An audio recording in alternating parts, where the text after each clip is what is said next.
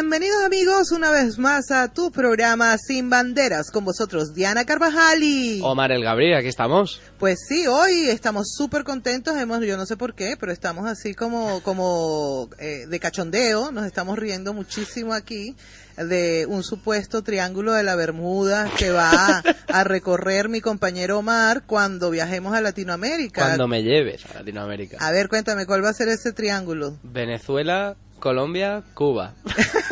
Pero como en el Triángulo de las Bermudas todo se pierde, no se extrañen que nos quedemos sin coconductor. Yo creo que me quedo por allí.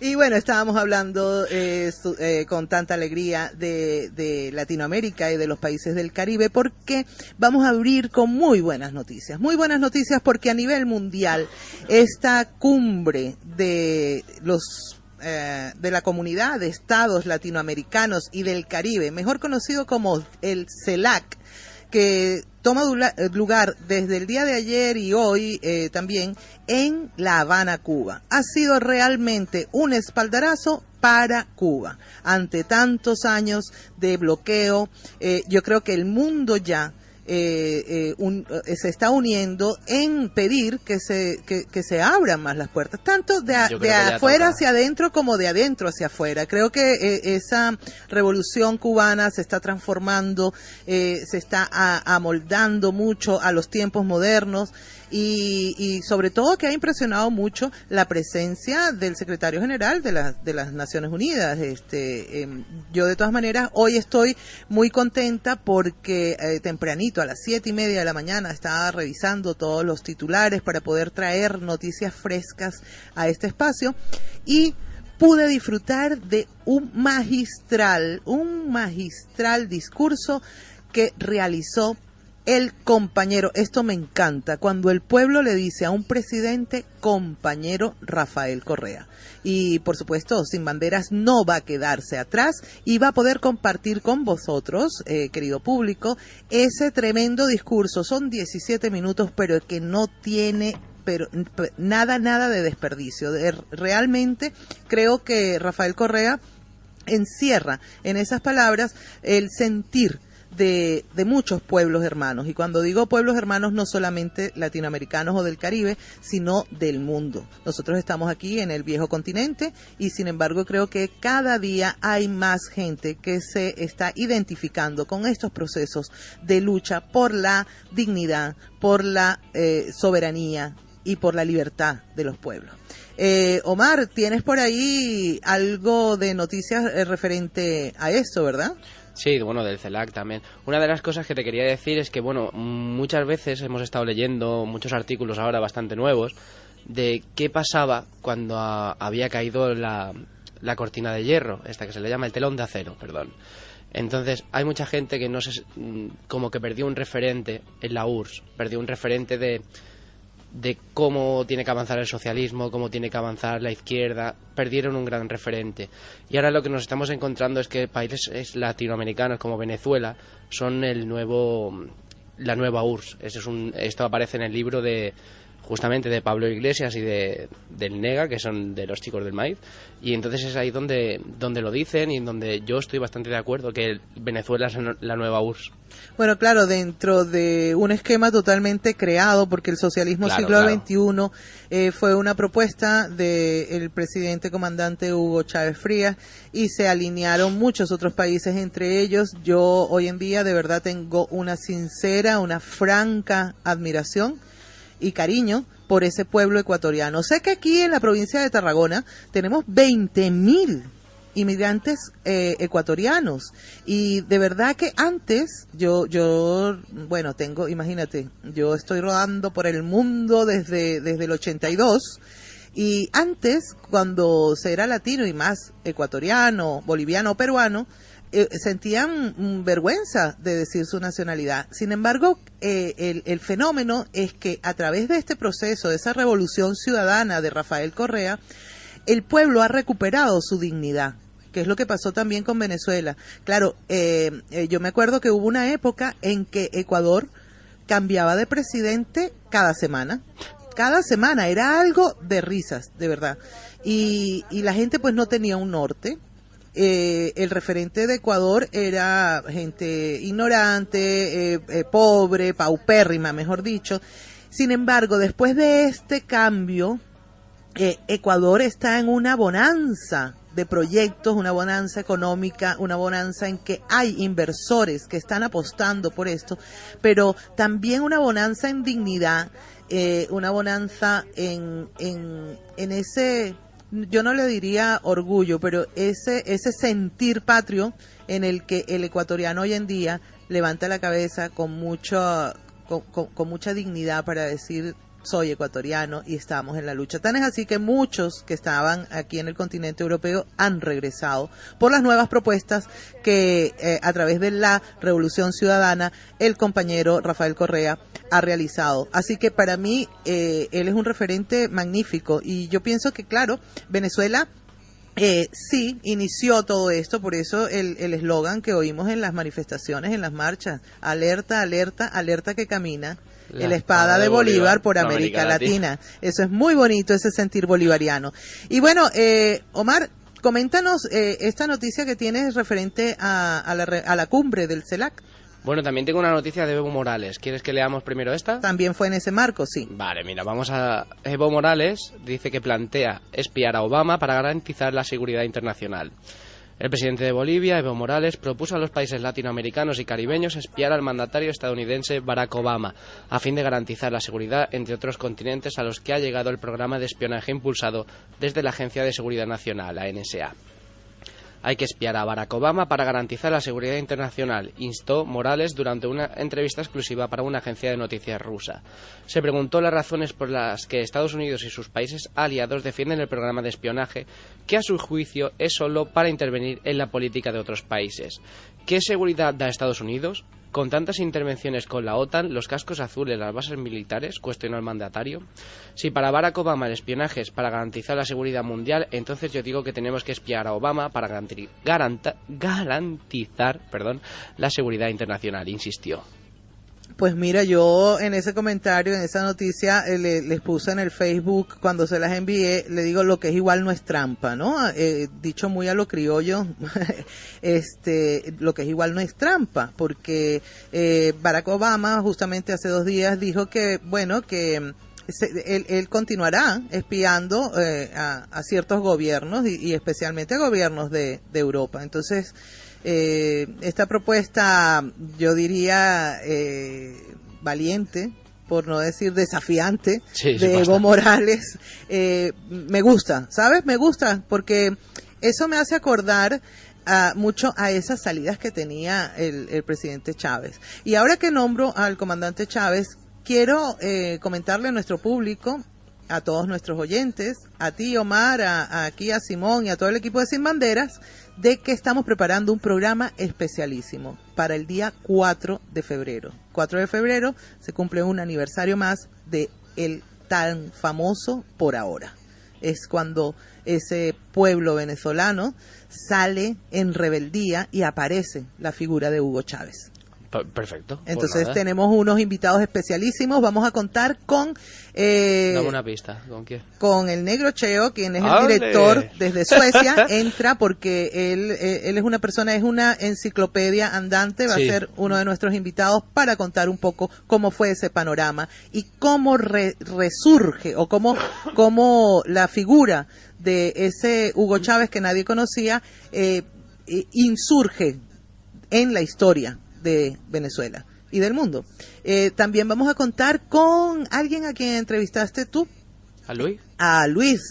Luis Salazar. Vamos a estar... a Luis. Luis, vale, el abogado. Vale. Luis. Luis, vale. Sí.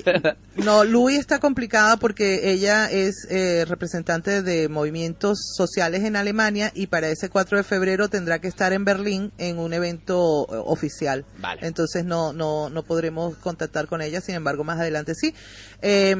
Luis va a estar con nosotros de nuevo, quien él ha nacido en el barrio 23 de enero. Entonces vamos a escuchar de propia voz de gente que estuvo en ese momento histórico y que vivió en carne propia ese Por Ahora. Fantástico. Después, bueno, vamos a tener intervenciones diferentes de diferentes países, especialmente vamos a contactar con Venezuela y eso va a ser el día 4 de febrero.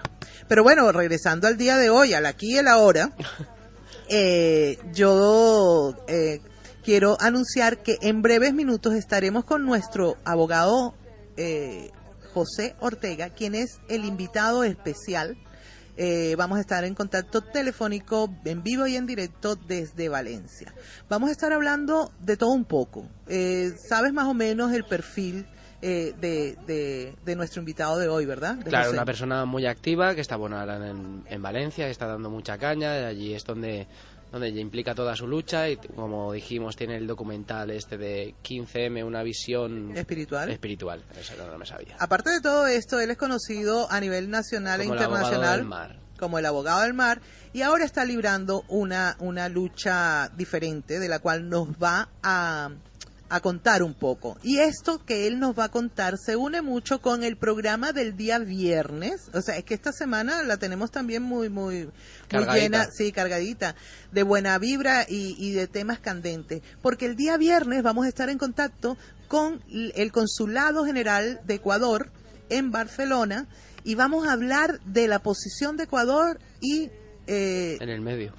La posición de Ecuador, no, de la posición política de Ecuador en cuanto a la estadía ya prolongada de Julian Assange, quien es el creador de WikiLeaks, en la Embajada de Ecuador en Londres, y también estaremos hablando sobre el tema de Chevron, esa petrolera transnacional que ha hecho desastres con la Amazonía, con la selva ecuatoriana, y que no hay, o sea, nada de información. Yo creo que nada de información y tampoco ha pagado por eso. O sea, ahí tú puedes ir, meter las manos y ver las manos negras de Chevron. Y esto, como este programa es una producción de una asociación que es ecologista, la asociación UNAPQ de Retorno al Equilibrio, pues creo que el viernes vamos a tener un programa bien bonito. Sí, y además que esa información yo creo que es muy necesaria, porque hay muchos espacios de radio que no hablan de nada de temas como los que estamos hablando nosotros. Yo creo que ahora mismo somos una pieza vital en lo que está siendo la radio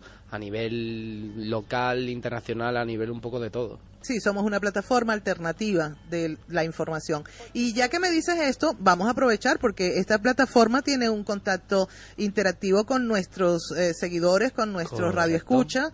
Tenemos un montón de plataformas ya abiertas. Sí, de verdad. Tenemos nuestro Facebook, que ya saben que somos Sin Banderas, ahí nos pueden agregar. También tenemos Twitter, como dice Diana. El Twitter. Sin Banderas La Mega. Y luego también tenemos pues nuestra página oficial, nuestra página web oficial, que es www.somossinbanderas.com. Vale, mira, a través del Facebook tenemos al compañero Javier Huerta, quien nos hace llegar una noticia y nos pide difusión. Dice que me dice Diana, no sé si nos puedes dar un poquito de publicidad en algún programa de Sin Banderas. Sería interesante que pudiéramos anunciar que el día 22 de febrero se realizará en Barcelona, cae día sábado, se realizará en Barcelona un acto en conmemoración de los 80 aniversario, del asesinato de Sandino. Esto está organizado por el Comité Sandinista y el Comité Antiimperialista en la ciudad de Barcelona el día sábado 22 de febrero. De todas maneras, yo a ver si tengo un hueco y también me gustaría ir. Va a estar presente una persona a la que me gustaría que alguien del equipo, si yo no pudiera ir, porque es que uno no se puede clonar. Ya me ha tocado por abrir la boca. Pues va a estar presente un invitado especial, quien sería muy interesante que pudiéramos entrevistar, que es el compañero Carlos Corea, que fue embajador de Nicaragua en Francia. Y él va a estar como un invitado especial en este acto, así que todas las personas que quieran saber más y que quieran participar, es completamente gratuito.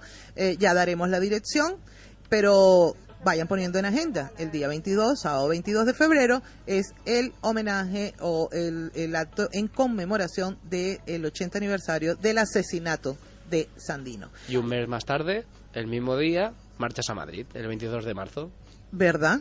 ¿Verdad? El 22 de marzo. Así no se nos olvida. Y bueno, esta tarde video oficial de la provincia de Tarragona, gracias a la gente del Front Civic, estará ya rodando por las redes sociales el video que invita a la gente de la provincia de Tarragona. Es un trabajo hecho con mucho cariño y bastante desplazamiento, porque cada una de las filmaciones muy, muy grande ahí detrás. Sí, lo ha hecho, se han hecho las tomas en cada ciudad. Entonces, es porque el protagonista realmente es la ciudadanía, y entonces Mariano Palacios, quien es el que está responsable de este video, pues ha hecho las tomas en diferentes pueblos que pertenecen a toda la provincia de Tarragona. Así que este viernes hasta Tortosa se ha ido, sí, para hacer una toma a lo mejor de 5 segundos. Sí, en Almella. Sí, de verdad, Mariano Palacios, un fuerte abrazo desde aquí, porque ha sido un trabajo de desplazamiento, de edición, de música. Está bien concretito, 2 minutos y algo, y dice mucho. Sí. Pues así que pendientes de este estreno, vamos a irnos a una breve pausa y enseguida hacemos conexión con nuestro invitado especialísimo, el abogado, el doctor José Ortega, aquí en tu programa Sin Bandera.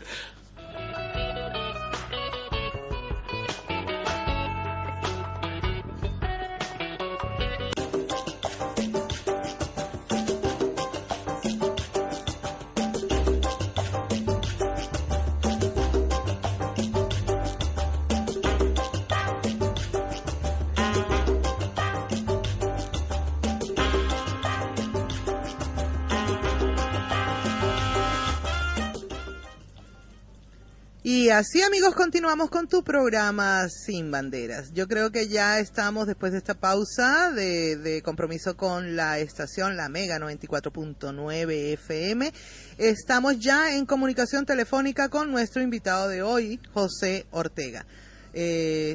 A ver, Simón, que estás a los controles. Sí. Hola, José, ¿estás al aire? Sí, buenas tardes. Bienvenido, querido abogado del mar. Querido camarada, compañero, es primera vez que te tenemos aquí en el programa, en este espacio Sin Banderas, pero para mí un honor, porque conozco tu trayectoria, tu trabajo, y realmente me gustaría preguntarte un poquito así para nuestro público, para esas personas que no tienen ese acceso tan asiduo al Internet y que nos escuchan por la frecuencia 94.9 FM. ¿Quién es José Ortega? En primer lugar, Diana, bien hallada. Muchas gracias por invitarme al programa. José Ortega es un tipo que se dedica a la abogacía, aparte de otras cosas, y que hace lo que puede por la justicia, porque yo creo que la mayor parte de los abogados, lo digo con mucho respeto, pues están en esta profesión porque puede llegar a ser lucrativa, interesante socialmente, económicamente y profesionalmente. A mí eso pues no es que le haga asco, pero me aburre un poco todo el tema que gira en relación con esos conceptos. Y me llegué a aburrir muchísimo con la práctica de esta profesión, porque hablar de dinero me hace bostezar, lo confieso, pero es así. No es que no me guste estas cosas, pero es que en fin, no es que rechace si tengo honorarios, pero me aburre. Y empecé a encontrarle sentido a esta profesión cuando di con una parte del ejercicio profesional que tenía que ver con la protección de los débiles y con la defensa frente a los abusos de los poderosos. En este caso se trataba de un poderoso muy poderoso, que es el Estado, y de unos débiles que eran pues los afectados por la ley de costas, que en contra de lo que parece ser por ahí el discurso oficial de grupos ecologistas, pues no es una discusión que se establezca precisamente entre los señoritos terratenientes y la pureza del medio ambiente, sino que la ley de costas pues se descargó con mucha virulencia sobre los débiles. Se respetó bastante a los poderosos. Y yo tuve la suerte y me considero muy privilegiado de haber podido encontrar una forma digna de ejercicio de la profesión, y también pues una vez que encontré esa forma digna de ejercicio de la profesión, no es que las demás formas no sean dignas, pero esta a mí me satisface, pues de tener suerte con la trayectoria que he ido siguiendo cuando estuvimos, pues bueno, casi prácticamente desafiando al Estado en el Parlamento Europeo en el marco de la defensa colectiva con la Plataforma Nacional de Afectados por la Ley de Costas, y bueno, aparte de otras cosas que me gusta escribir y hacer cine y tal, pues yo creo que ya vale como aperitivo. Pues bueno, yo pienso que sí, que para mí también esto ha sido un sueño no realizado. Yo creo que siempre les digo a mis hijos, yo, aunque sea ya ancianita, pero yo tengo que sacarme el título de abogado, porque yo pienso que es muy importante. A mí me apasiona mucho el estudio de la justicia, del derecho, pero que ha sido una profesión tan noble, ha sido mercantilizada.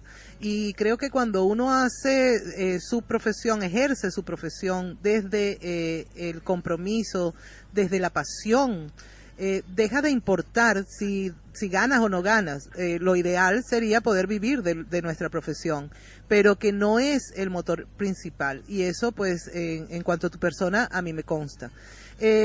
También tienes una vena artística, una vena bohemia, soñadora. Vemos por las diferentes redes y a través de tu blog que también tienes un perfil de escritor y de cineasta. Esto denota mucho de tu persona, esa sensibilidad. Me gustaría que develaras un poquito esa otra faceta del abogado que lo vemos, sabes, ahí ejerciendo su rol muy, se te ve muy serio, José, pero ese otro lado, ese artístico, esa sensibilidad. Cuéntanos un poquito de esos proyectos que estás sacando adelante ahora dentro de tu vena de artística y los que ya has realizado. Pues he hecho varias cosas en ese campo, ¿no? He sido productor de cine y he dirigido documentales para televisión, pero curiosamente yo me hice productor de cine por casualidad. Yo he coproducido 3 películas de cine, nada de vídeo kinescopiado, sino cuando todavía se hacía en plata, en películas de cine, y es un poco curioso la forma en la que llegué a eso, porque todo esto viene de la pasión número 1, que yo, si las tengo que clasificar, pues creo que debo poner en primer lugar la pasión por escribir, porque no puedo vivir sin escribir y me llena de gozo.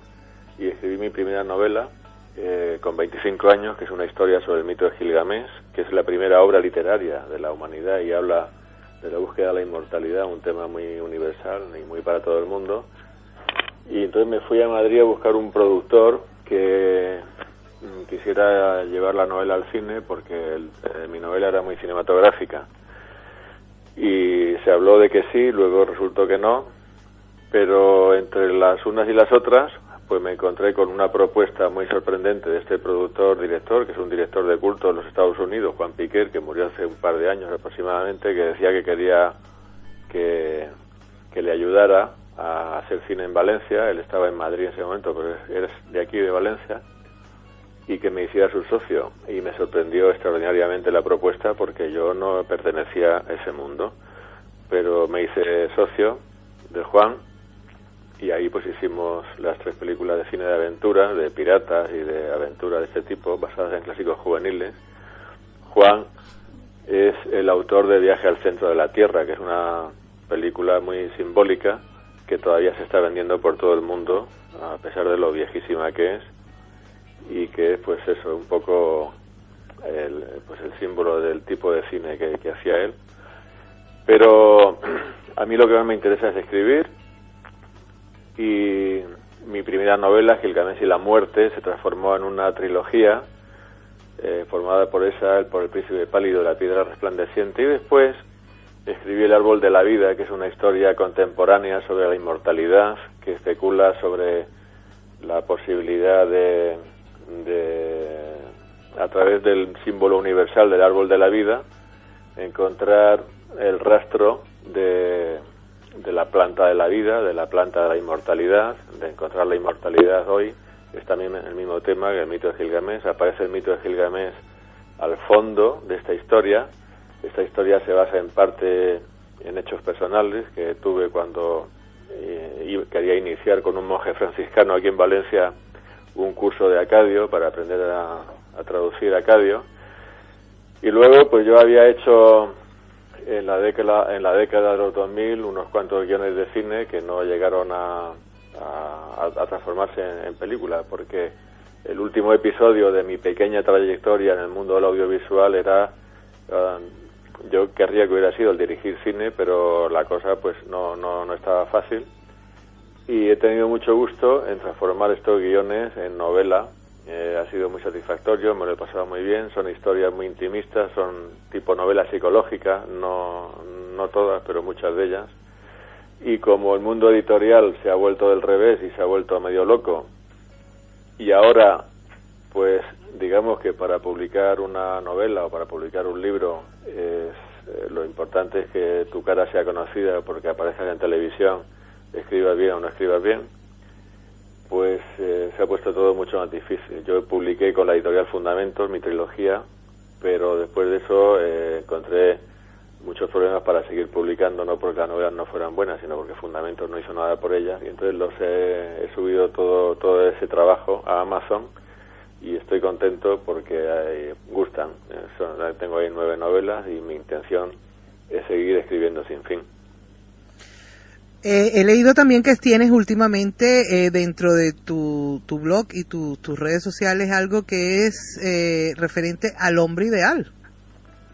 Sí, efectivamente. ¿Qué cosa más importante puede haber en la vida, no? Que el hombre ideal. A ver, cuéntame eso, porque yo justamente hoy venía en el coche conversando con Omar, quien es mi compañero en la conducción de este programa, y yo le decía que lo peor que puede tener un ser humano es la expectativa, porque cuando nosotros tenemos expectativa e idealizamos situaciones o personas, corremos el riesgo de sentirnos traicionados o decepcionados. Por lo tanto, yo aprendí a fuerza de muchos golpes de que uno simplemente tiene que desarrollar la tolerancia y la aceptación de lo que las personas nos quieran dar en ese momento, sin idealizar. Pero claro, como yo sé que tú eres una persona muy tienes un sentido del humor y eres una persona con un nivel, de verdad te lo digo, no estoy haciéndote de pelota, pero admiro tu inteligencia, es una inteligencia que juega, eres muy versátil en tu y ágil y hasta retorcido te podría decir, fíjate tú. Entonces, a mí cada vez que me aparece el hombre ideal, yo te pregunto, hoy en día, ¿es posible tener un hombre ideal? No, la idealidad existe, pero existe el corazón de cada uno y las aspiraciones de cada uno y de cada una. Esto es algo que en cuanto al amor lo dejó muy bien descrito Carl Jung cuando hablaba del concepto del ánima y del concepto del animus, en el sentido de que la persona que está buscando la idealidad, por lo menos en la vida amorosa, proyecta su alma en otra persona y la proyecta de forma redonda, como decía Platón, que las almas tenían forma esférica, eran espíritus perfectos, y esto es la forma que yo creo que en la que podemos encontrar al hombre ideal y a la mujer ideal, que es en el mundo del pensamiento, el mundo de las emociones y las aspiraciones. Esto es una novela, Mi hombre ideal, que tengo la inmensa suerte de haber conseguido que la gente no es que se sonría con ella, sino que ría carcajadas. A mí había una chica, una psicóloga, por cierto, que la estaba leyendo en la terraza de su casa, y en la terraza de al lado la vecina estaba tendiendo la ropa y se estaba riendo tan a carcajadas que la vecina la miraba como diciendo, a Olga le ha pasado alguna cosa rara, porque no es, son estas cosas. Claro, la novela empieza, es una burla del hombre teóricamente ideal, del guapo artificioso, digamos, ¿no? Ajá. Pero es un concepto que se manejaba hace unos años, que era el concepto del señor metrosexual, que es un señor que ya tiene una edad y que se compone mucho y tiene unos personajes que en algún aspecto son chispeantes y son chocantes. La novela empieza hablando de la madre de la protagonista, que la había educado de una forma muy ordenada y muy cristiana y muy conservadora, pero esta señora había pensado durante toda su vida, cuando escuchaba la palabra orgasmo, que el orgasmo era un instrumento musical y creía que era un instrumento de viento, porque a una vecina le había oído decir que había escuchado alguna vez que alguien había vibrado con el orgasmo. Y esta familia pensaba que la felación era un castigo que los judíos aplicaban a los pecadores, como la lapidación y la crucifixión.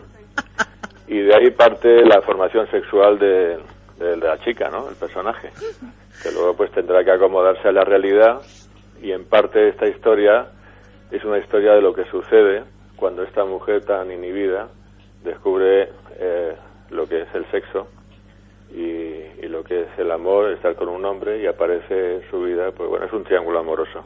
El caso es que era una comedia de carretera, una road movie, que la escribí, bueno, es un guión de cine, me refiero, que después de haberla escrito forma parte de este paquete de 4 guiones de cine que transformé en novela. Normalmente, sabes que se hace al revés, ¿eh? Sí. Una novela que funciona, pues se lleva al cine, difícilmente, pero se lleva al cine, porque no es fácil la adaptación, y en este caso es un camino contrario el que yo he recorrido, y me están pidiendo, por cierto, que escriba Mi mujer ideal, que es la teórica segunda parte de esta historia.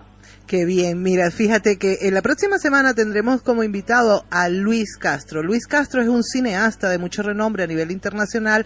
Él radica en Londres, hace producciones especialmente para Hispan TV y para unas cadenas, sobre todo hace muchos documentales. Vamos a comentarle esto porque por lo que me has contado, esto valdría la pena. ¿Tú no te has planteado incluso en que lo produzca otro cineasta o llevarlo también al teatro? Sí, de hecho, el último guión de cine que yo escribí, que es El sueño de la mariposa, que ha aparecido también en novela como El último sueño de la mariposa, es una historia muy de teatro, porque yo la escribí para hacerla en cine tipo cooperativa, que fuera extraordinariamente barata. Es decir, yo me senté delante del ordenador y me dije, vamos a ver, ¿cómo puedo escribir una historia con prácticamente un decorado y prácticamente 2 personajes? Luego ni es un decorado ni son 2 personajes, pero casi. Que no sea muy aburrida y en donde sucedan cosas importantes que mantengan el interés. Y de ahí salió El sueño de la mariposa, que es una historia perfectísimamente trasladable al teatro. Y de cine no te cuento nada, porque claro, proviene de un guión de cine. O sea, yo cuando escribí esta historia, normalmente yo hice una presentación en un foro de coproducción una vez de este guión, y decía que lo normal es que tú escribes un guión y después te buscas la localización. Este guión está escrito pensando en una localización que es un palacio del siglo XVII hecho polvo, en un pueblo de aquí cerca, en Moncada, donde yo he estado filmando pues desde las películas de aquella de aventuras hasta los documentales, porque tiene muchos espacios distintos muy útiles, y curiosamente incluso hasta los cuadros que había en esa casa me sirvieron para enriquecer el guión y para contar mejor el guión, con lo cual realmente es una historia muy barata de rodar. Sabes que, José, escuchándote también en esta entrevista, nosotros habíamos anunciado que íbamos a hablar de la realidad nacional y el aspecto de la justicia, cómo está siendo ejercida y repartida a nivel en este panorama de la nación, ¿no? Y sin embargo, mira, hemos empezado, creo que por el alma de José Ortega, para llegar ahora a la profesión, a la realidad. Así empiezan también tus proyectos a nivel de escritura, de cine y todo lo que sale de ese alma creativa. Es increíble, hoy hemos conocido un abogado que no está estructurado, estereotipado y que te sabe nada más las leyes así al caletre, como decimos en Venezuela. Mira, José, te voy a pedir, por favor, te quedes en línea porque es muy interesante lo que vamos a continuar hablando contigo. Vamos a cumplir con una breve pausa, de compromiso de la estación, y enseguida regresamos. ¿Nos esperas? Sí. Muchas gracias. Ya regresamos.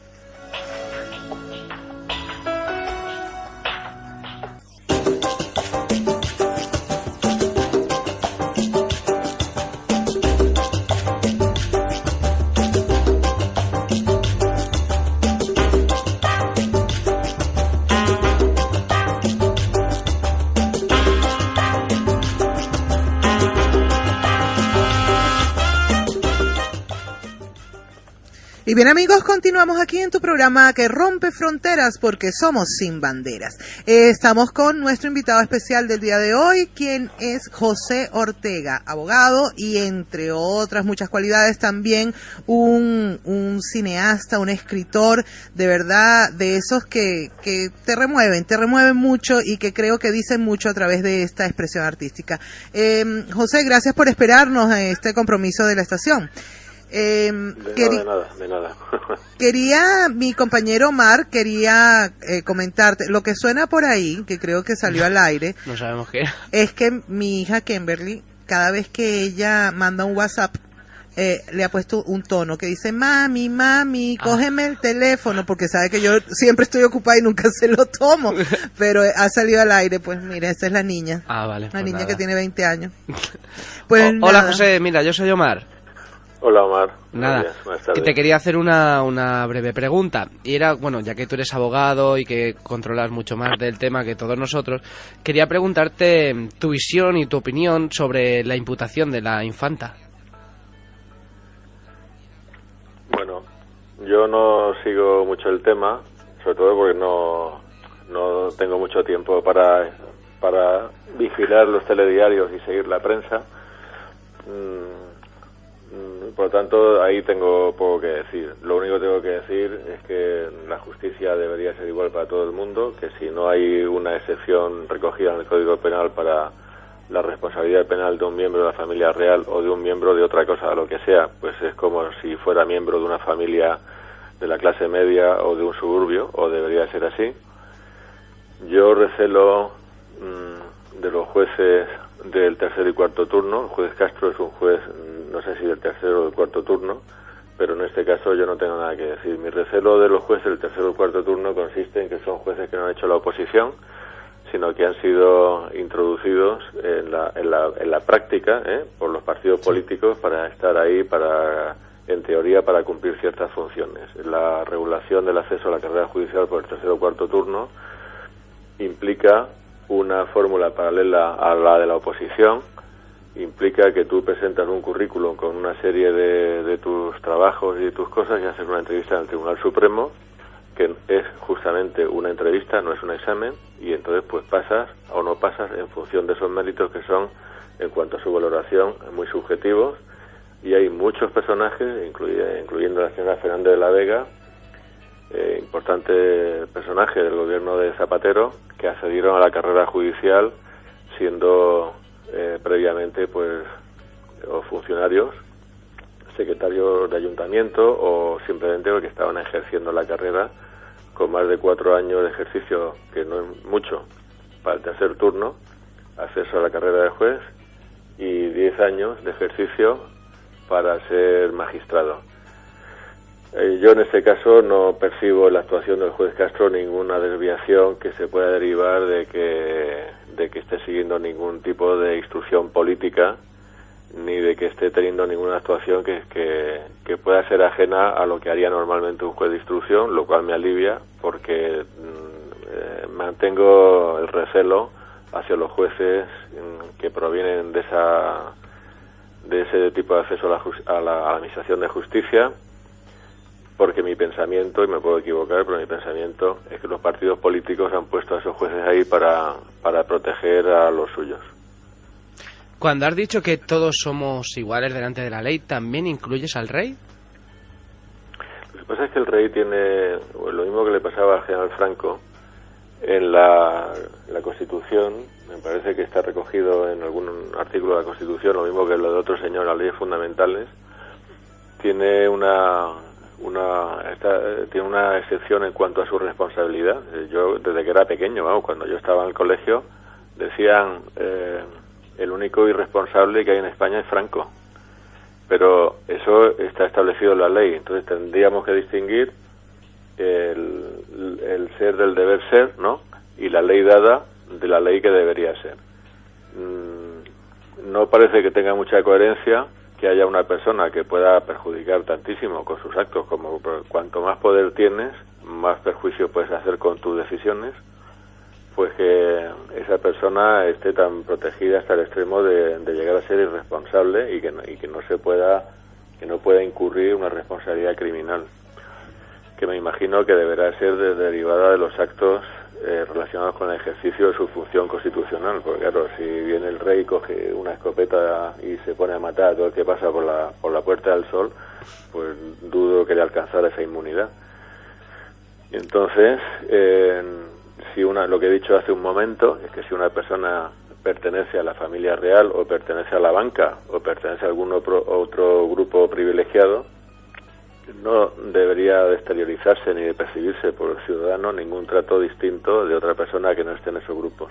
En cuanto al rey, pues la discusión es distinta, ¿no? La discusión es si hay que reformar la Constitución para suprimir esa inmunidad o si simplemente, pues que cuando se redactó la Constitución en esos términos es correcta la inmunidad o no. Yo creo que hoy día esto es algo que tiene poco sentido, sobre todo porque tampoco se puede decir, a vista de lo que está pasando, pues que la conducta, estoy hablando en general, que sea ejemplar, ¿no? Porque si empieza a haber sospechas de corrupción, de mal uso de los fondos, de que están haciendo lo que no deben, y de arbitrariedad y de cosas de estas, pues eso no es algo que precisamente robustezca la confianza ni en la institución ni en la norma que le da esa inmunidad.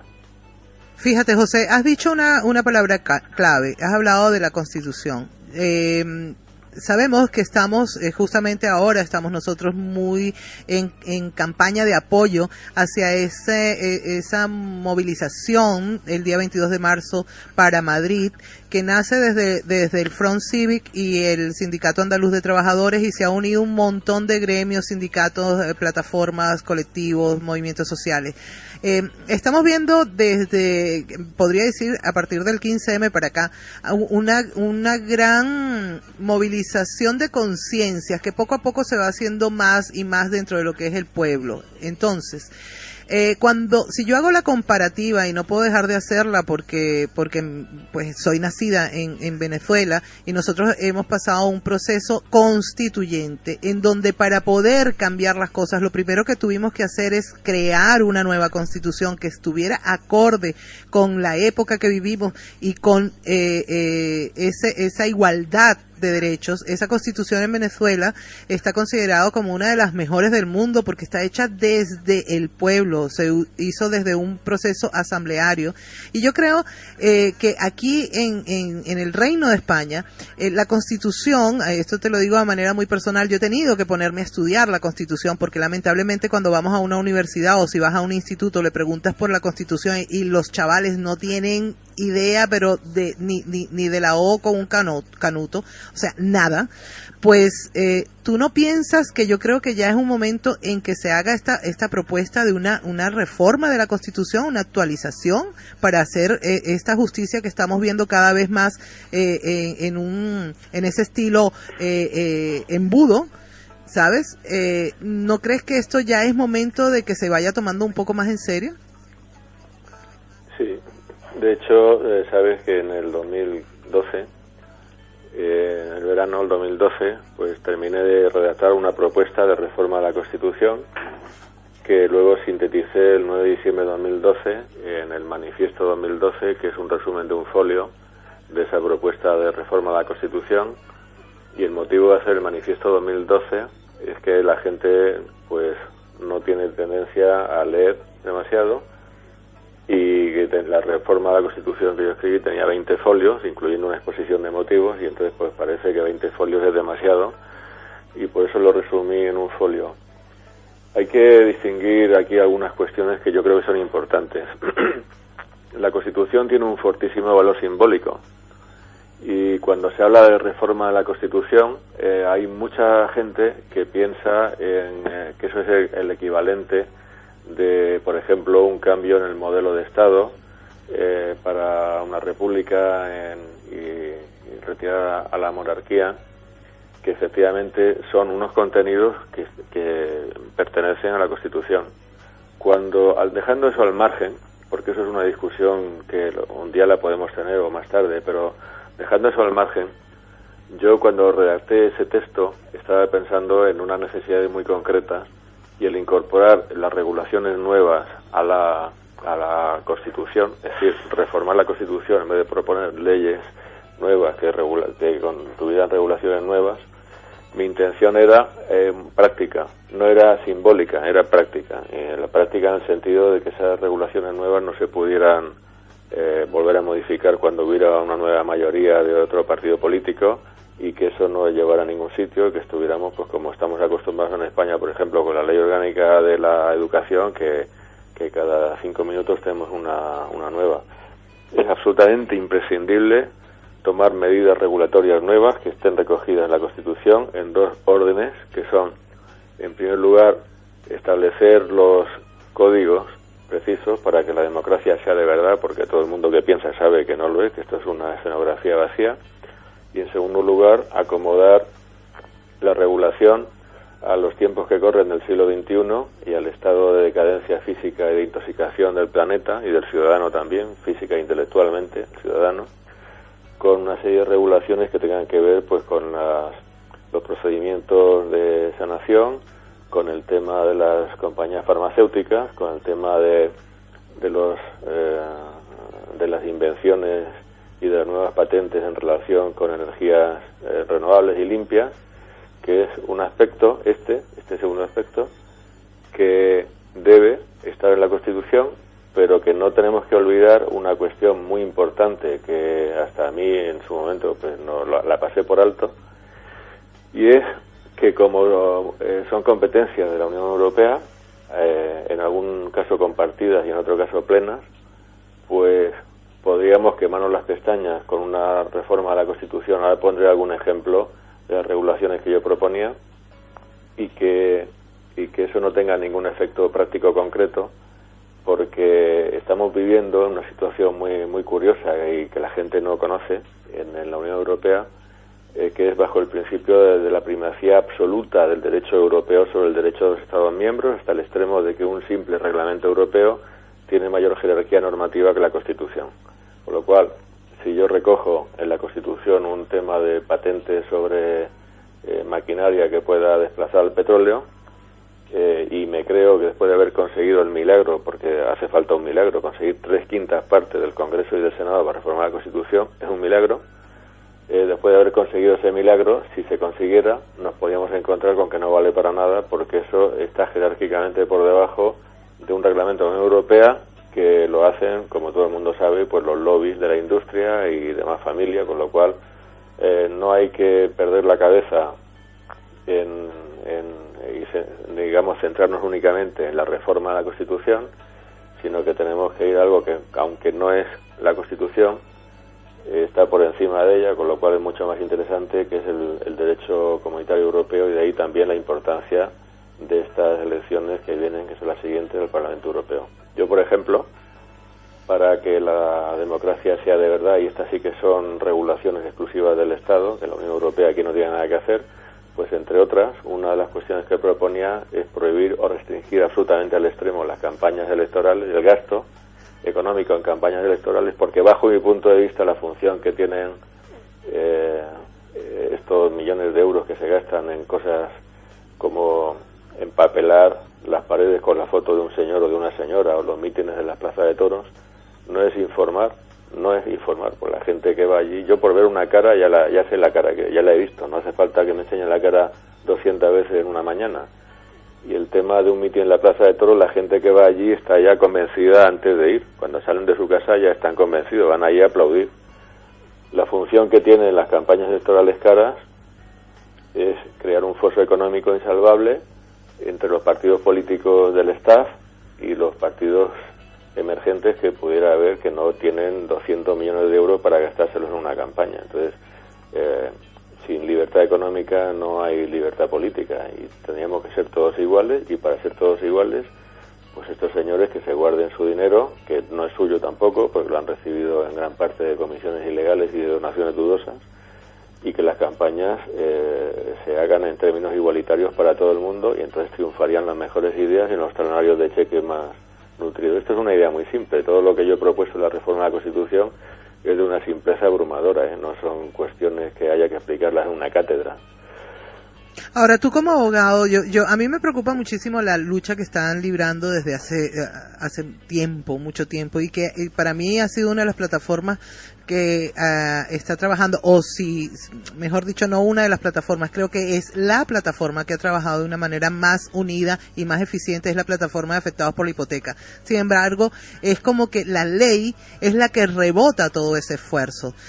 Tú como una persona de ley, como abogado, ¿qué es lo que falta? ¿Cuál es el empujón? ¿Por qué nosotros no podemos hacer algo que es, ante los ojos del mundo, es obvio? ¿Por qué aquí se hace tan cuesta arriba?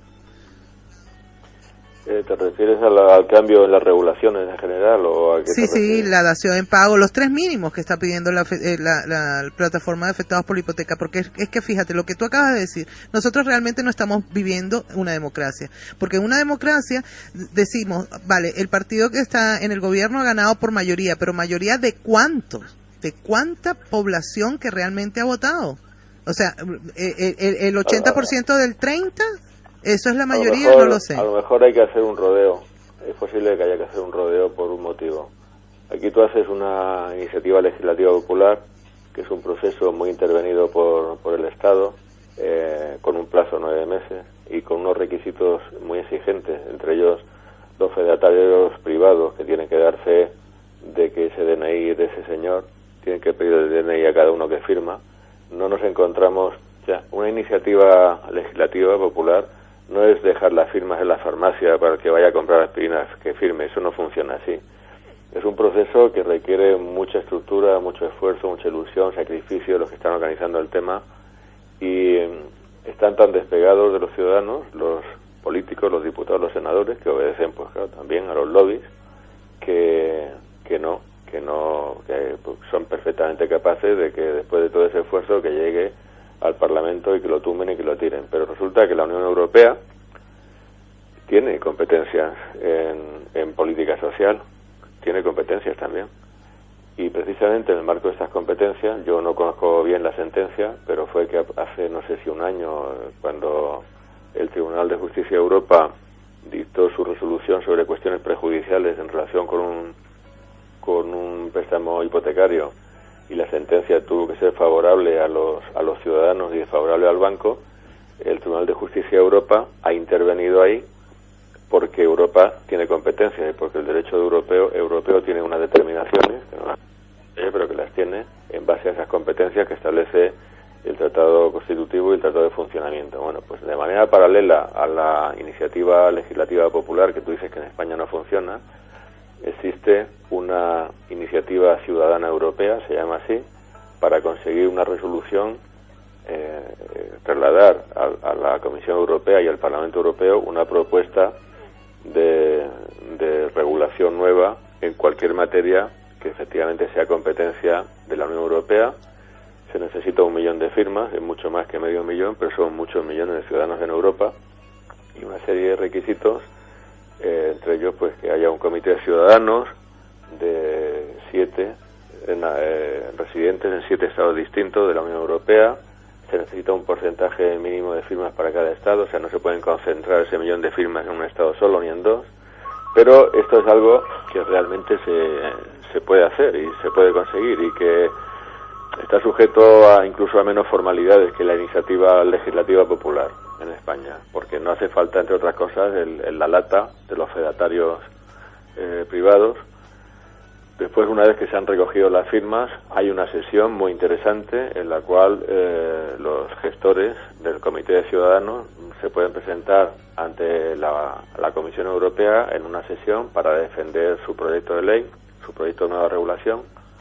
Entonces, a lo mejor la forma de responder a la pregunta que me haces de por qué aquí las cosas no funcionan, pues quizá podría ser el hacer un bucle, el dar un rodeo, y en vez de ir con la iniciativa legislativa popular, pues quizá sería mejor ir con una iniciativa ciudadana europea, siempre que estemos hablando de competencias de Europa. Desde luego, desafortunadísimamente y paradójicamente, la Constitución en España prohíbe la iniciativa legislativa popular para todos los temas que están reservados a la ley orgánica, y están reservados a la ley orgánica todo el desarrollo de los derechos fundamentales de la persona en la Constitución, con lo cual en ninguno de los aspectos que importan, y de aquí la paradoja, a los ciudadanos, que son sus derechos y libertades fundamentales, los propios ciudadanos pueden venir con una iniciativa legislativa popular. Yo esto lo vi hace un mes, un poco más, que cuando me puse a ver si podía redactar una iniciativa de estas para algo muy obvio, que también está en el Manifiesto 2012, que es que los partidos políticos, cuando manejan sus cuentas y su dinero, pues que su contabilidad y que sus donaciones y que todo eso, para que todos las podamos conocer, pues que estuvieran disponibles en Internet y las bibliotecas públicas, y así que todos supiéramos si, por ejemplo, el Banco de Santander está pagándole al PP o al PSOE, y que si la Caixa le está pagando a Convergencia y Unión, bueno, cosas muy obvias, ¿no?, y muy elementales. Y me encontré con que no podía, porque la ley de financiación de los partidos políticos es una ley orgánica, porque ellos han entendido que eso es desarrollo de uno de los derechos fundamentales de la persona, que es el derecho de sufragio pasivo, entiendo que es por eso, y todo eso es una isla en la que las cuestiones más trascendentales y que más nos importan, pues están excluidas de la iniciativa popular.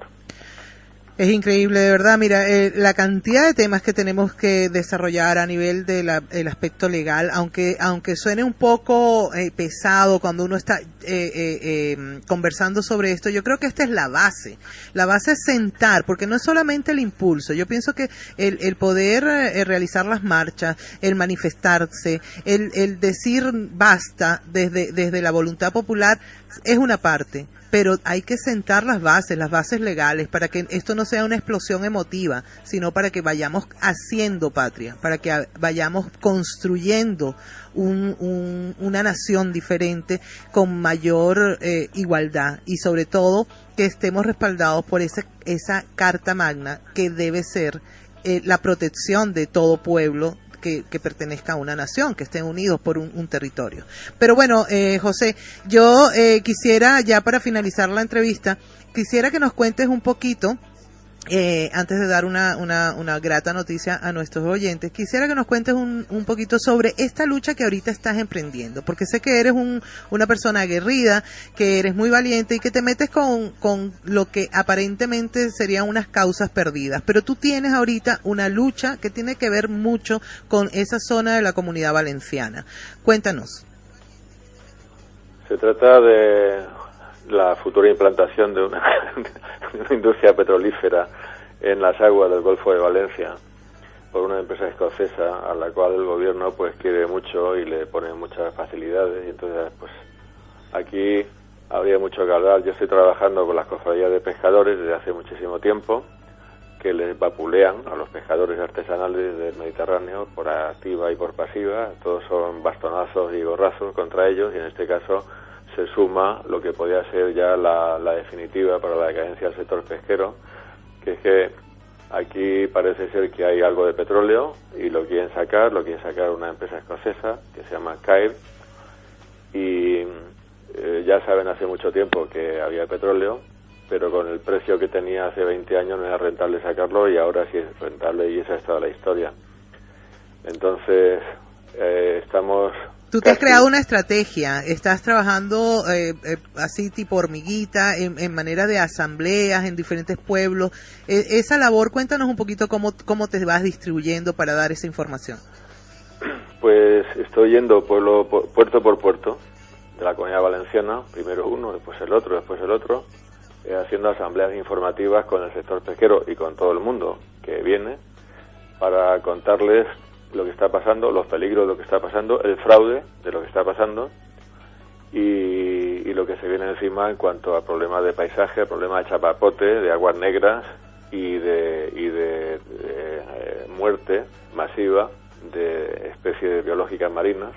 Estaba antes de ayer en Vinaroz, ahora me voy a Benicarló, después tengo que hacer otra mañana en Sagunto, la semana que viene voy a ir a Peñíscola, a Castellón, en fin, a Burriana, después a Denia, a Gandía, en fin, todo, a contar algo que sustancialmente es lo mismo, pero que la gente tiene que escuchar, porque hemos convocado una manifestación para el día 22 de febrero en Castellón, que necesariamente tendría que ser un éxito, porque no es un tema solamente del sector pesquero, sino que es un tema de toda la sociedad, porque nadie, requete nadie, excepto el gobierno y la empresa, quieren la industria petrolífera aquí en el Golfo de Valencia. En Castellón ya están muy sensibilizados con el tema, porque sabes que ha habido temblores de tierra derivados de la plataforma Castor, después de que todos los informes decían que estaba todo bien, que no iba a pasar nada y que todo era estupendo. Pues de forma paralela a como esos informes decían que todo iba a salir estupendamente, y resulta que ha salido muy mal, porque tú no puedes inyectar gas a presión ahí en un espacio donde puede haber grietas.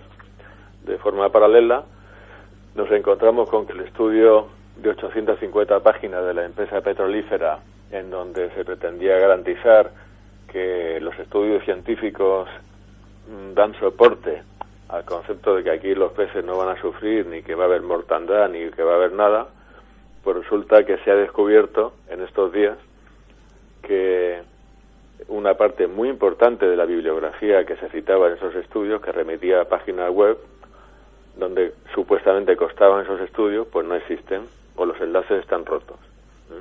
Y eso es solamente un pequeño ejemplo para que se vea la improvisación y no sé si el fraude al que estamos asistiendo aquí, porque esta gente, bueno, lo que le interesa es perforar y cubrir el expediente, ¿no? En realidad, cuando se hace un cálculo de este tipo, cuando el gobierno de España dice, venga, vamos a hacer esto con una empresa que va allí a contarle cosas, nunca piensan en los ciudadanos, nunca reparan en la posible crítica que pueda venir de la gente. Aquí hay unos expedientes que se tienen que tramitar, una declaración de impacto ambiental, pues eso es literalmente descubrir el expediente, porque digan los ciudadanos lo que digan, yo todavía no he visto una declaración de impacto ambiental que deniegue la actividad en base a su impacto negativo.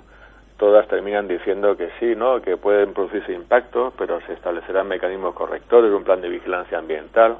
Eso me suena siempre pues a música lejana.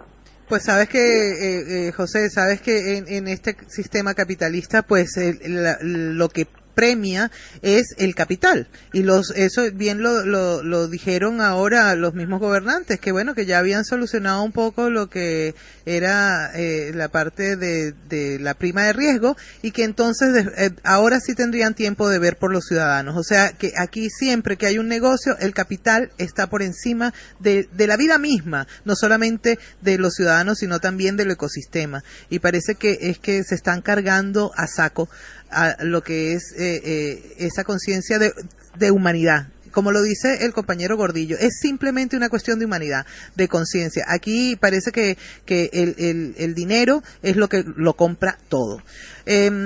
José, mi compañero tiene una pregunta que sería ya la última para despedir la entrevista, pero tenemos que dar un anuncio después, antes de despedirte. Vale.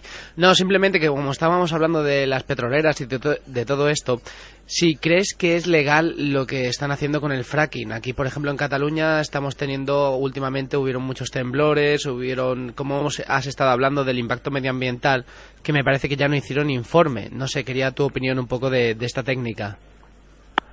Con el tema del fracking tampoco es un tema que controle en exceso, no soy especialista en el tema, pues no puedo estar en todo, pero yo creo que esto, que es una técnica nueva que puede producir unos perjuicios muy serios para el medio ambiente, es algo que requiere un debate social, y es la típica situación en la que nos encontramos ante una novedad que afecta a la sociedad, que afecta al medio ambiente, y que se regula de abajo arriba sin consultar, o consultando solamente en cuanto a las formalidades, a los organismos, a los colectivos, a las asociaciones, a la sociedad, y nos tenemos que acostumbrar a que los impulsos vengan de abajo arriba y no de arriba abajo. Esto ya se terminó, lo del despotismo ilustrado, que como sabéis era ese concepto de todo para el pueblo pero sin el pueblo.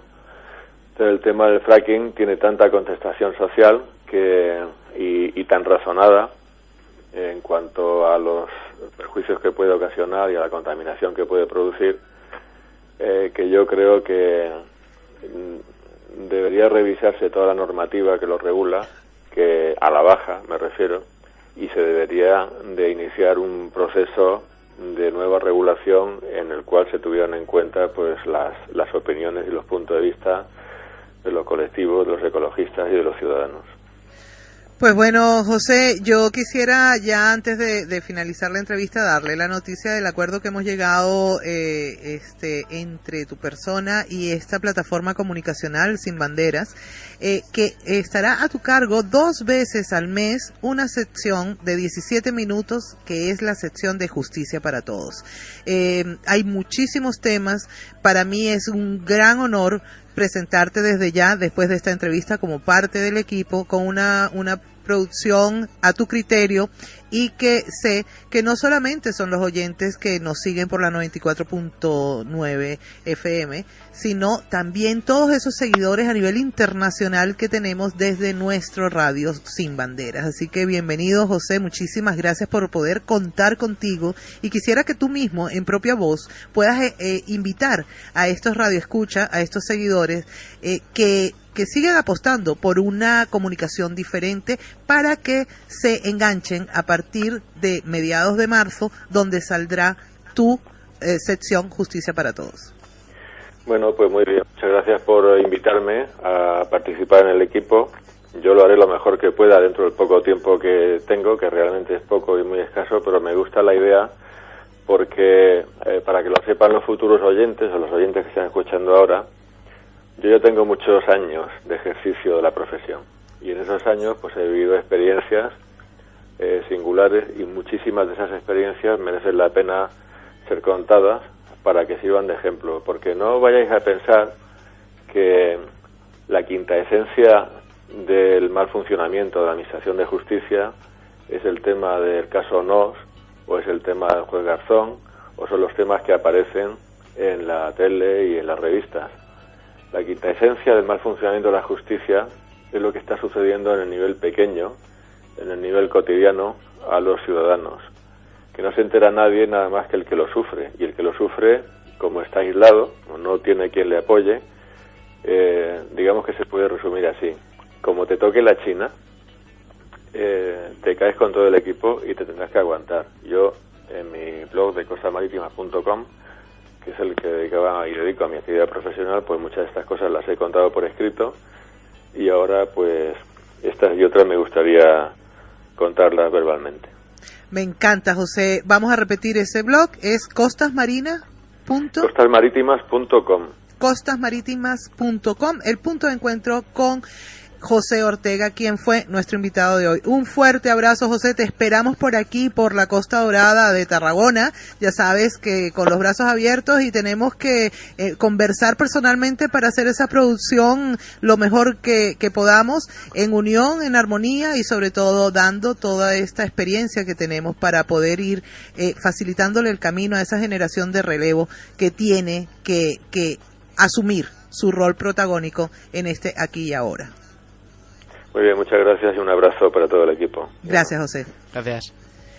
Y bien, amigos, así fue nuestra entrevista con José Ortega, quien se une al equipo de Sin Banderas, aquí en esta plataforma comunicacional que cada día va a ir avanzando hacia una realización de proyectos a mediano plazo y a largo plazo, pero que vamos captando gente de mucho peso, de mucha experiencia, que servirá para dar más credibilidad y más información a esta apuesta por una información diferente. Así que, bueno, nosotros continuamos en tu programa Sin Bandera. Vamos a cumplir con una breve pausa de la emisora y enseguida regresamos con mucho más aquí en tu programa que rompe fronteras, porque somos Sin Banderas.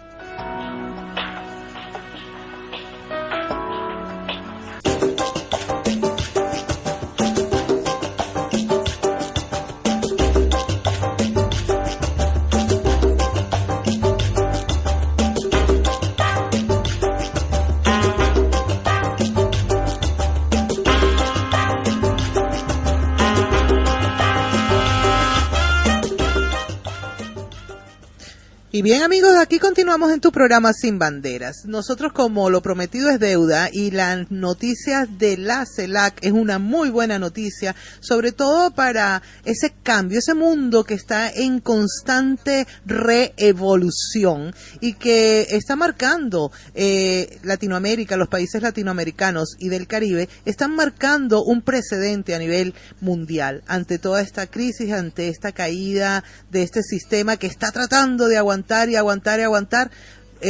que lo que está sucediendo en estos momentos en La Habana, Cuba, es noticia para todo el mundo, porque realmente los planteamientos que hemos escuchado allí, y en este caso vamos a escuchar del presidente Rafael Correa, su planteamiento, su ponencia, creo que es de interés mundial. Así que nada, los dejo con la intervención del presidente, el compañero Rafael Correa, en el marco del día de ayer durante la reunión de la CELAC.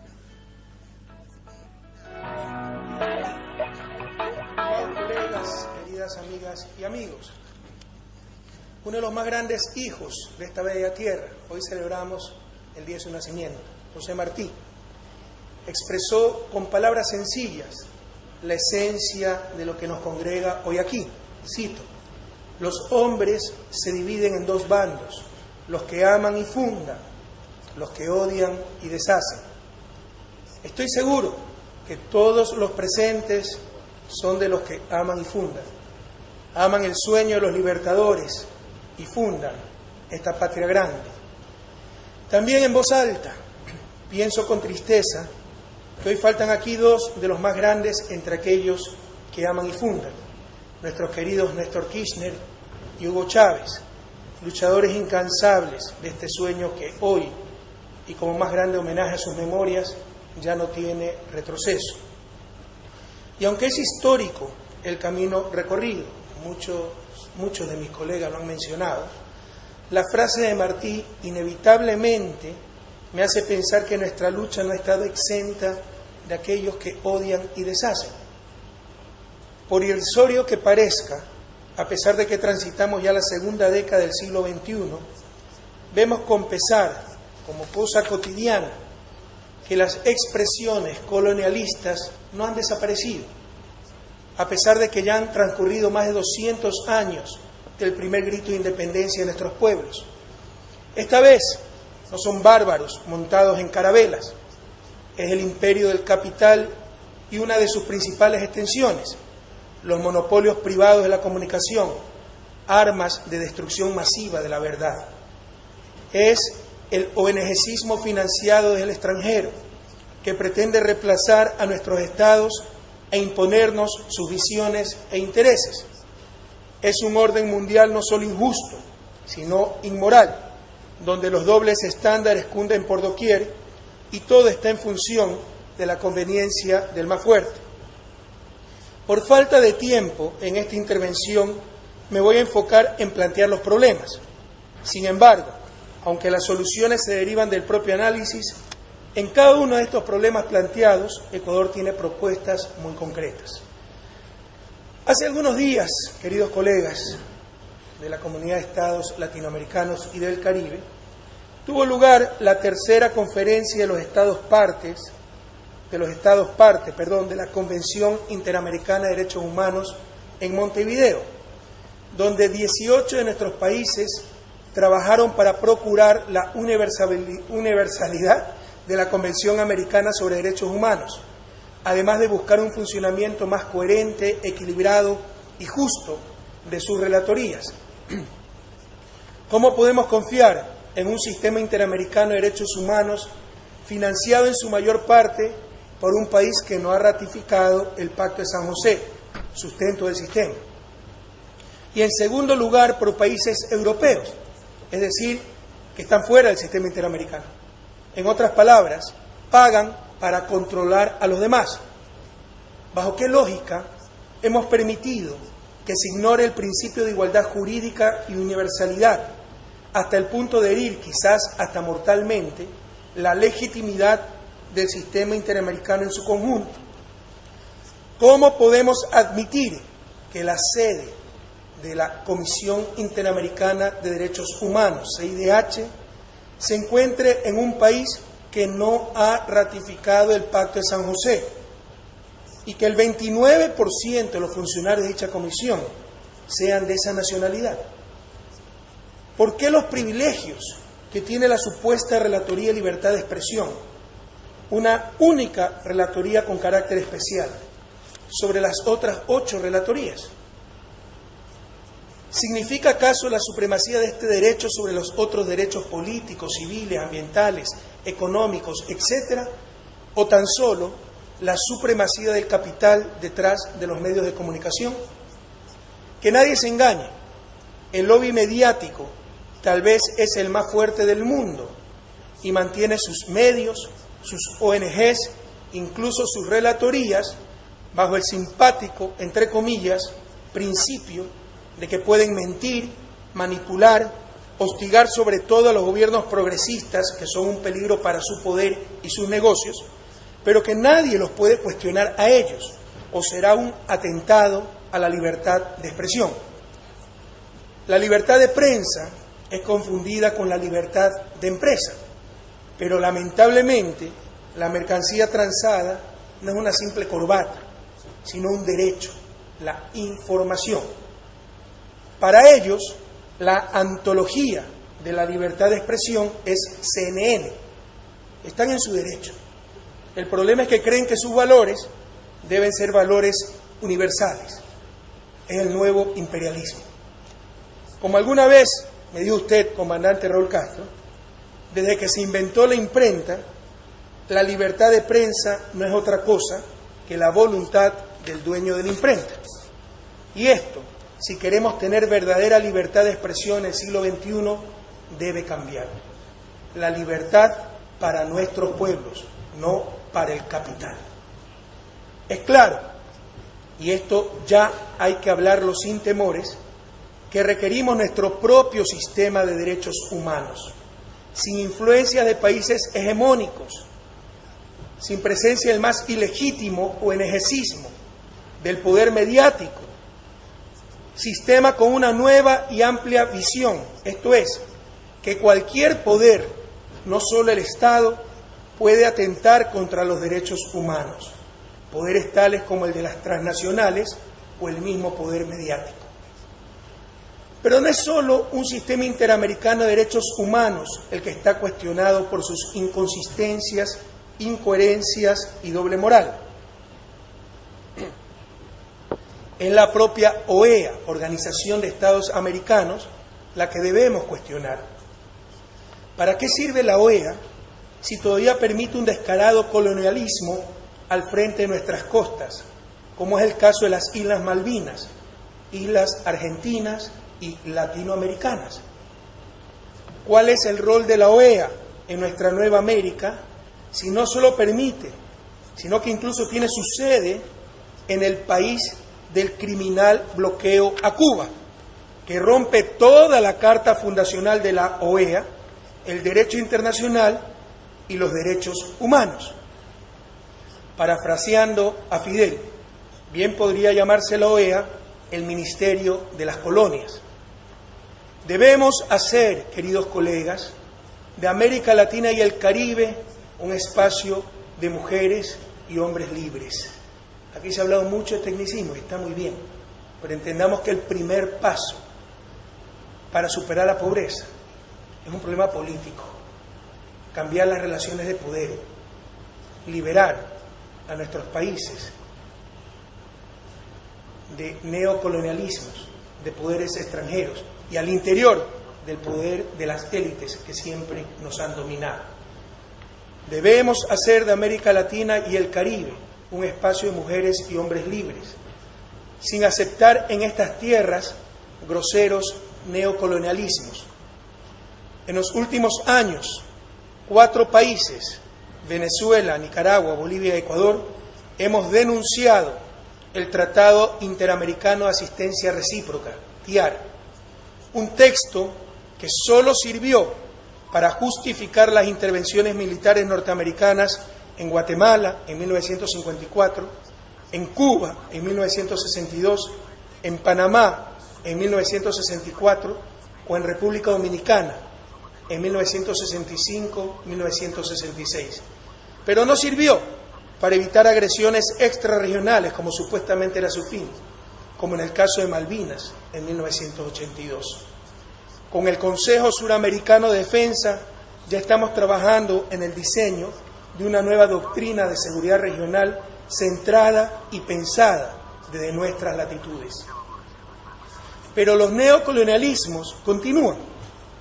Basta ver el Grupo de Acción Financiera, el llamado GAFI, que supuestamente lucha contra el lavado de dinero y financiamiento al terrorismo, y le exige a nuestros países, bajo graves amenazas, lo que nunca le exige ni han cumplido los países hegemónicos.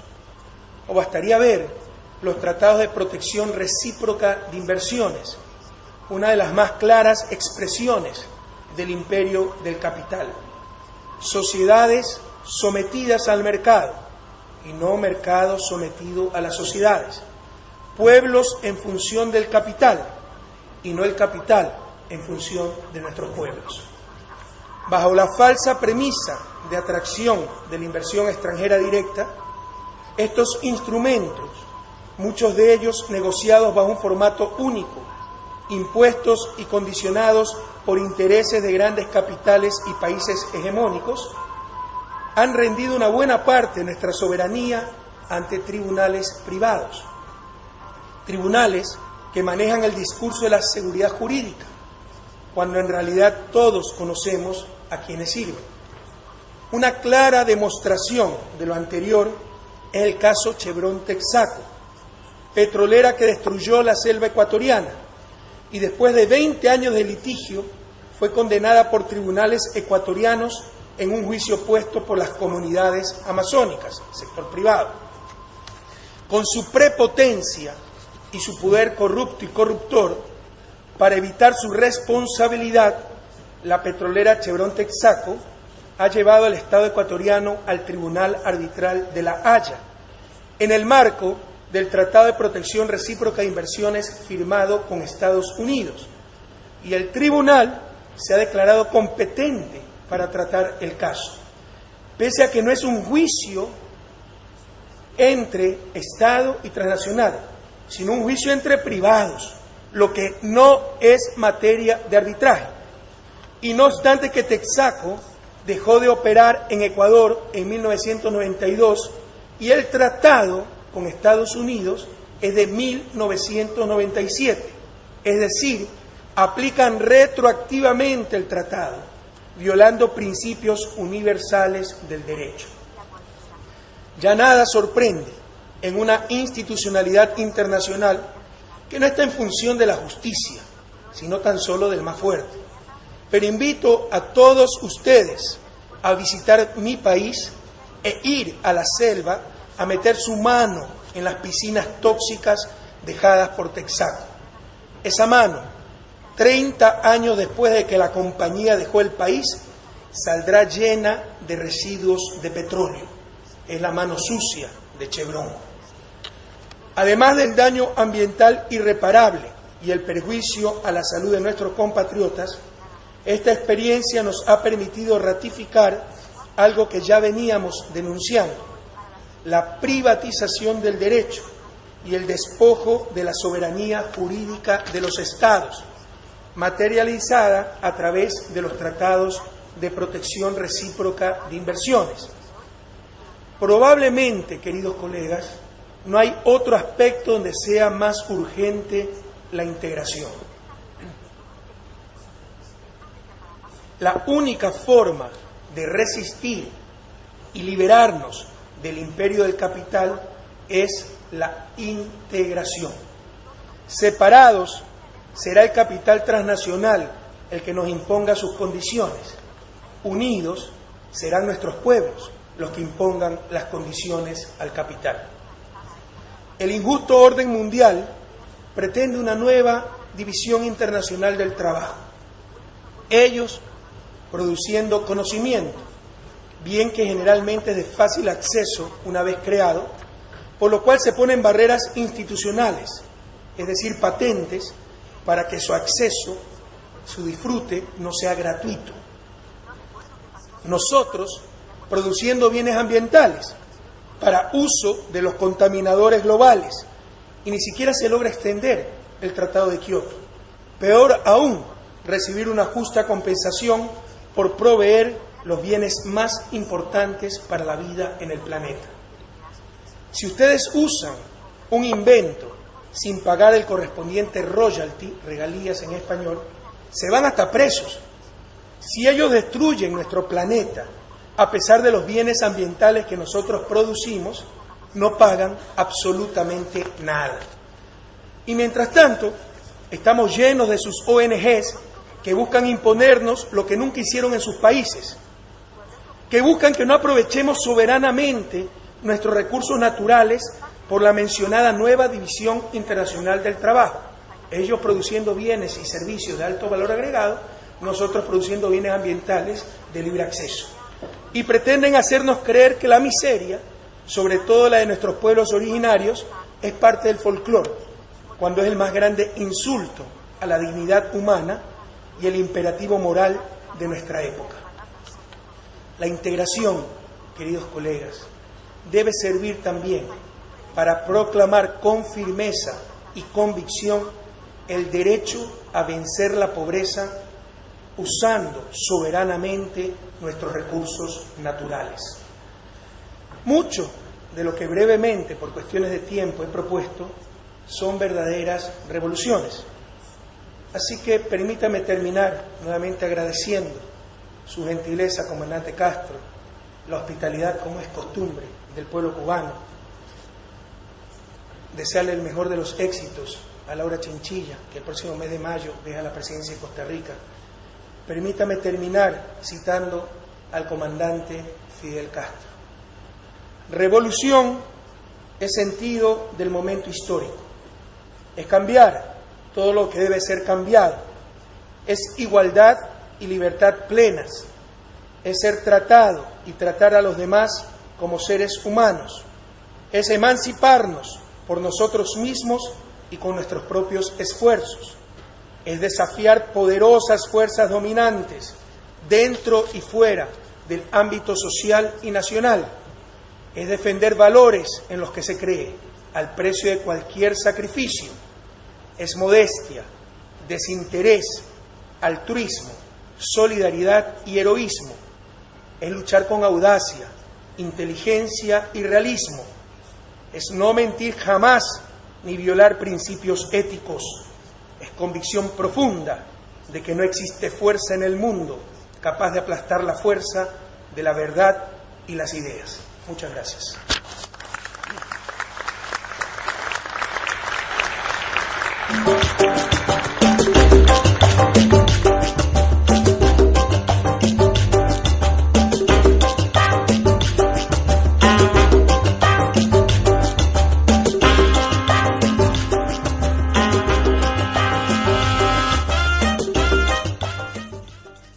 Magistral, realmente yo creo que valía la pena haber compartido con vosotros, queridos oyentes, este magistral discurso de 17 minutos, muy conciso, muy claro, del presidente Rafael Correa. Desde aquí, pues queremos también anunciar a toda la colectividad ecuatoriana y a los simpatizantes de esta revolución ciudadana que el día viernes estaremos en contacto directo con el Consulado General de la República del Ecuador en Barcelona y estaremos tocando dos temas muy candentes. El primero es los efectos de esa transnacional petrolera llamada Chevron en el territorio ecuatoriano y toda la destrucción de su ecología, de su sistema, de su naturaleza. Impunemente hasta ahora no ha habido ninguna reacción de pago a este crimen ecológico, y también estaremos conversando con ellos acerca de el tan sonado caso WikiLeaks y esa concesión que le ha dado el gobierno de Ecuador a Julian Assange para que permanezca en sus instalaciones en la ciudad de Londres. Así que estamos cada vez más tocando temas internacionales de importancia, y esto pues yo creo que es una manera de poder acercar al público local y a toda la gente que nos sigue por el internet a la información sin manipulación. Pues nada, yo ahora le paso el turno a Omar, quien va a anunciar lo que tendremos el día de mañana aquí en el programa Sin Banderas. Pues mañana programa especial animalista, que bueno, lo hemos titulado Animales no humanos también tienen derechos.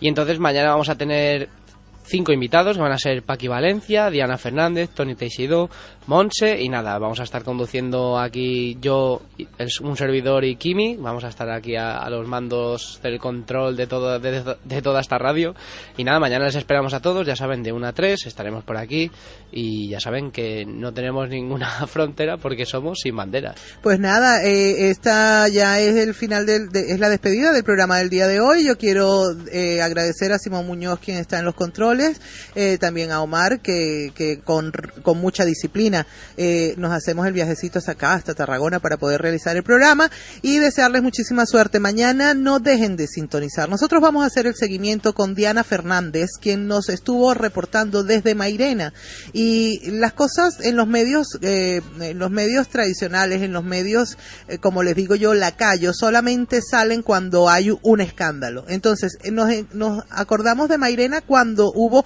una cantidad de ciudadanos que abordaron las puertas de esta perrera en el Aljarafe de Sevilla, pero no le hicieron seguimiento. Vamos a conocer mañana de primera fila qué es lo que se está viviendo en estos momentos y a dónde llegó esta lucha, que sé, y les dimos las noticias, que pudieron sacar el 100% de los animales que estaban en muy precarias condiciones en esa perrera de Mairena del Aljarafe. Y también estaremos conversando con Toni Teixidó, a quien agradezco, es un compañero de aquí, de Tarragona, pertenece a la CUP y se ocupa de la parte ecológica y animalista. Así que junto con las demás activistas que estarán vía telefónica y presencialmente en este programa, mañana nuestra cita es a las 13 horas aquí en la 94.9 FM, La Mega, y ya saben que nosotros estamos porque vosotros lo merecéis y somos Sin Banderas, el programa que rompe fronteras. Exacto.